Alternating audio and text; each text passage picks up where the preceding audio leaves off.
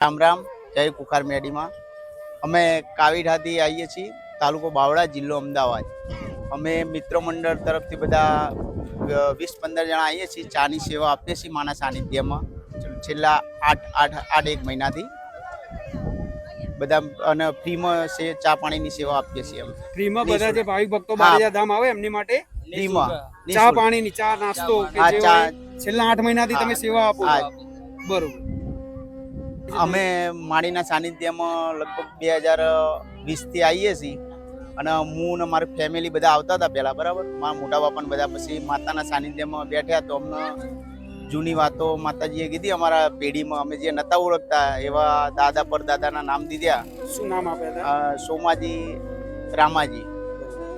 કદાચ આ આગળ જતા ભાઈ કોક સોમાજી રોમાજી કરીને કદાચ કોક નીકળે તો મોંજે કા સદી માતા સોમાજી ને રામાજી બે નહીં, પેલો રામોડો ને સોમાજી ને રામજી બે હાથી બાતીના બે છોકરા. સોમા મારા બાપા થાય, મારા પપ્પા મોટા ભાઈ. સોમા શું થાય? સોમા મારા બાપા થાય, મોટા મારા પપ્પા ને મોટા બાપા અને રોમા એ બીજી પેઢી થાય, હાથી ડોહાના અને માળીએ કીધું. અને પછી મારા મોટા બાપાનો છોકરો એક પતરા ઉપરથી પડી ગયો. તો એ તો માળીને તો ના જ ખબર હોય ને, તો એમને અહીંયા આગળ કીધું હતું કે ભાઈ પતરા ઉપરથી તમારે કોણ પડી ગયું? તમારા પતરા પરથી કોઈ પડેલું ભાઈ? હોય ભાઈ પડેલો મામા પતરા ઉપર પડી ગયો.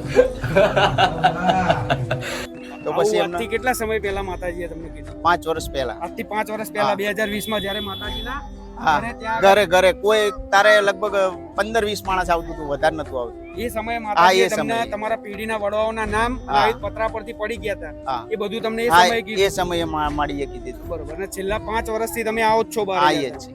બરોબર. તો 5 વર્ષમાં તમારા જીવનમાં કેટલા બદલાવ આવ્યા? ઘણા બધો બદલાવ આવી ગયો અત્યારે તો અમારા જીવનમાં. અને પ્લસ માળીનું તો જેટલી વાતો કરીએ એટલી ઓછી પડે એવી છે.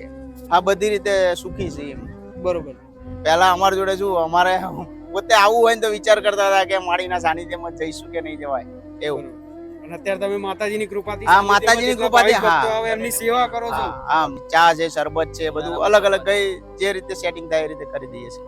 બરોબર. ભલે. રામ રામ રામ.